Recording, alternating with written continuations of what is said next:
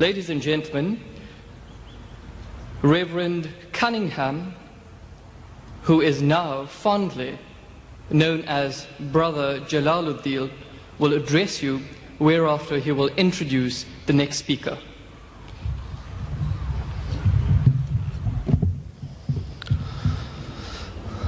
Assalamu alaikum.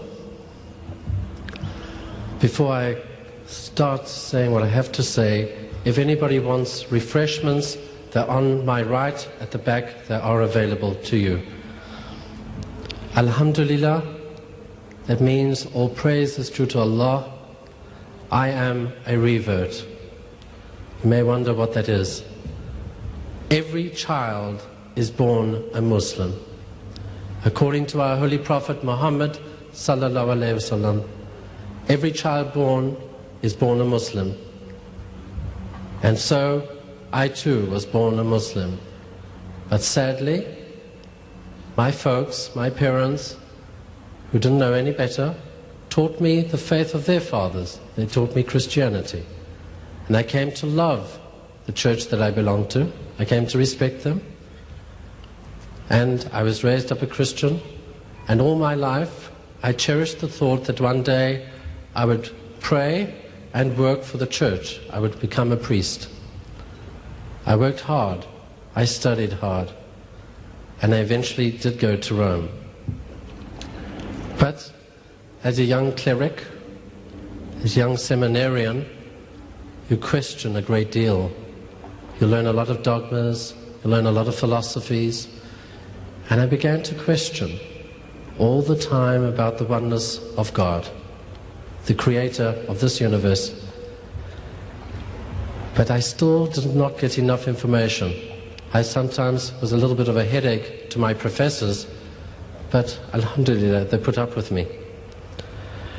On my return, after my ordination to the diaconate, I came back to South Africa, and one of my dearest friends was not at the airport to meet me.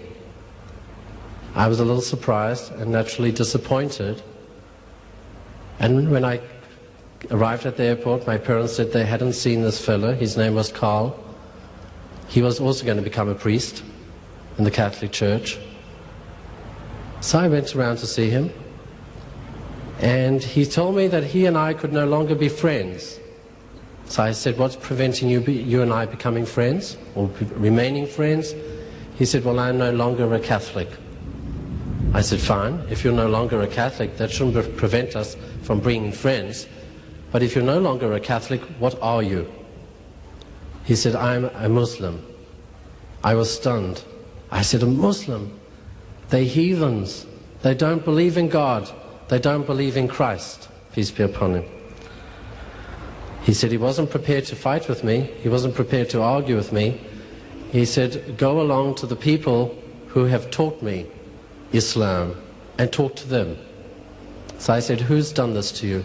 He said, Ahmed Didat. I said, that does it. I've had enough of this man. I'm going to see him.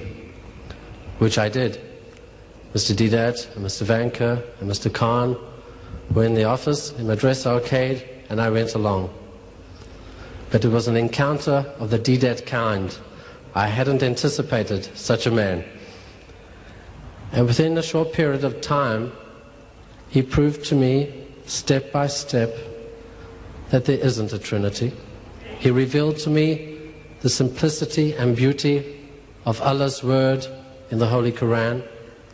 And eventually one Jummah, on Friday, which is our congregational day, I was a reciter of La ilaha illallah Muhammadur Rasulullah, which means there's no object worthy of worship except Allah, and Muhammad sallallahu alaihi wasallam is the messenger of Allah. It's very difficult when one becomes a revert, and to get back to the revert, very often we imagine or we think that people are converts. Nobody converts to Islam. I said originally, everyone is born Muslim. We just go off the Sirat al-Mustaqim. We go off the straight path. So I reverted back onto the path of Islam. It was difficult. very, very, very difficult. The community I had left were not too happy with me. My family persecuted me. But it's understood. I think if I had a son or a daughter and they were to revert to another religion or convert to another religion other than Islam, I would naturally be upset. But alhamdulillah, I found a new life in Canada. I went to live in Canada for a time and started a new practice. I had new friends. I had this new religion. But I was destined to come back. But in all this time that I was away, I wasn't practicing this new religion, this Islam. I was a Muslim. I'd recited the kalima, but I wasn't practicing it. But now, alhamdulillah, I'm a 5-time namazi. That means I make my salah 5 times a day. And I'm full-time with the Islamic Propagation Center. I'm a missionary for Islam.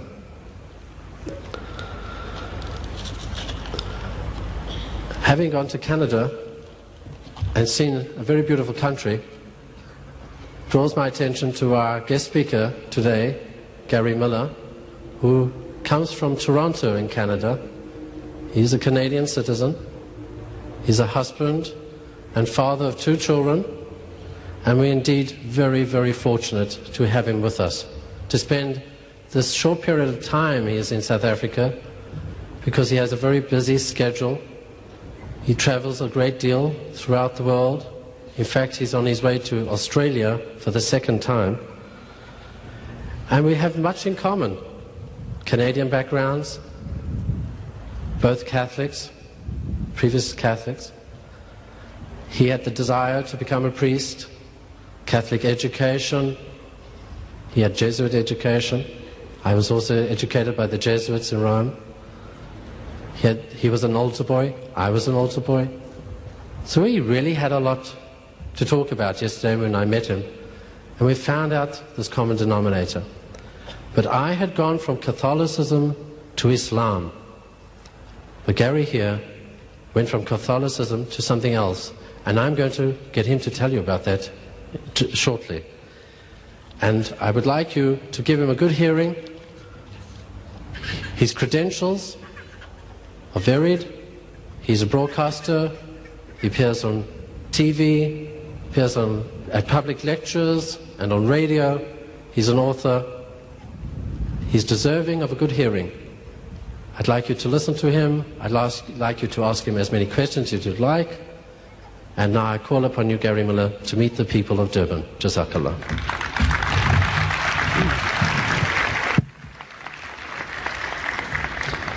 To my Muslim friends, Assalamu alaikum. To Christian friends, peace be with you. They both mean the same thing, as it happens. To everyone in general, welcome. Mr. Deedat spoke, and of course he said some things that Christians probably don't like to hear.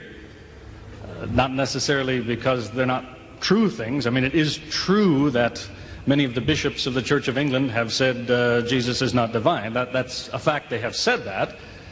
What is annoying to many Christians is to say, how could a man who calls himself a Christian say that? In any case, I too will say some things that will annoy people, some things that maybe Muslims don't want to hear, some things that maybe Christians don't want to hear. But ask yourself, is it because it wasn't true, or why does it bother me if you don't like to hear what I've said? As my friend has said, we just got into a discussion. I met him for the first time, I believe it was only yesterday. We found out that we did at one time live within a few hundred miles of each other in Canada for a period of about 6 or 8 years, but unless I bumped into him on the street, I don't remember ever meeting him until yesterday. He said that he went from Catholicism into Islam. I went from Catholicism toward the Protestant churches. Now, I have to clarify though first, don't misunderstand where we're going. I didn't come here at the invitation of a church. Mr. Deedat asked me to come here. Didn't pay me to come here. A couple days after I got here, I asked him, who's paying for this trip? He said, we can't afford it. All right, that's the end of that. So nobody paid me to come here. I am invited from time to time to speak in churches, and sometimes I speak in mosques, and most often I simply speak at universities in open forums. You see, a lot of churches like what I say, and a lot of churches don't like what I say. Recently I was speaking in Vancouver on the west coast of Canada, and when I finished my speech, somebody came up and told me how horrible it was. He said as a Christian, he was very offended by what he heard, and he was very upset. And another man right behind him came up, and he was a minister in the United Church of Canada. That's the largest denomination in Canada. He shook my hand. He said, "That was beautiful. I want your name and address. I liked what you said." So you see, you can't ever paint all Christians with one brush.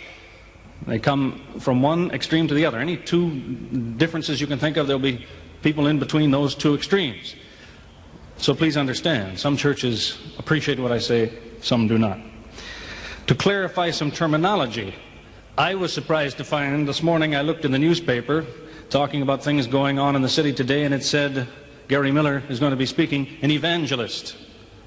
Well, for years in doing evangelical work with churches, preaching on the street corner or in a church or anywhere that I went, people would tell me, "That's evangelism you're doing, you're an evangelist." And I used to tell them, I prefer you wouldn't use that word.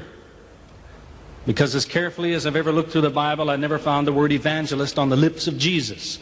I'm not saying it's a bad word. You want to call yourself an evangelist? Be my guest. Me, I prefer not to. Always preferred not to, because I didn't see Jesus use that word. It doesn't mean it's wrong.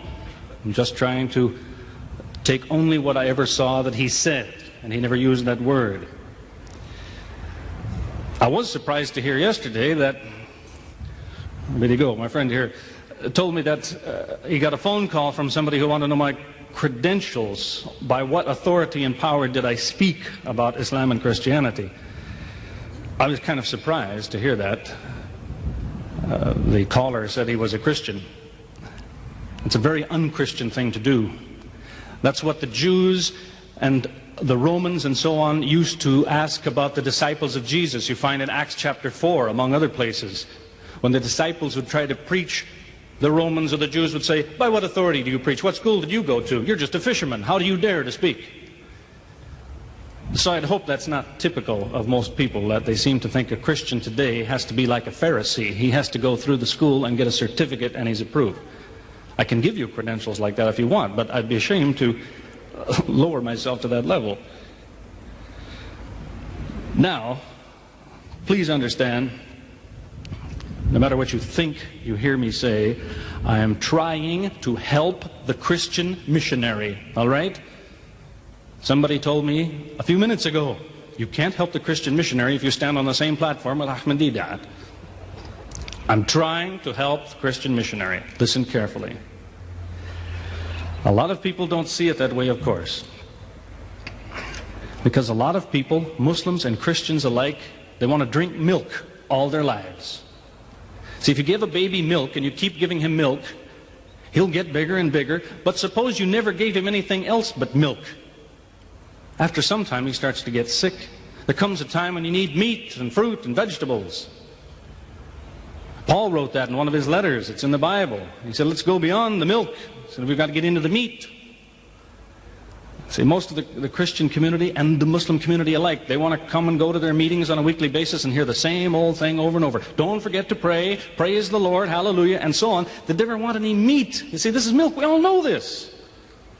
We have to go beyond this sometimes. When I say I'm trying to help the missionary, I'm talking about this.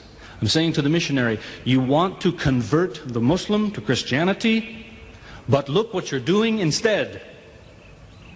You say you're trying to convert the Muslim. You write books, you have speeches and so on. You want to convert the Muslim. Instead of converting the Muslim, look what you're doing because of what you say.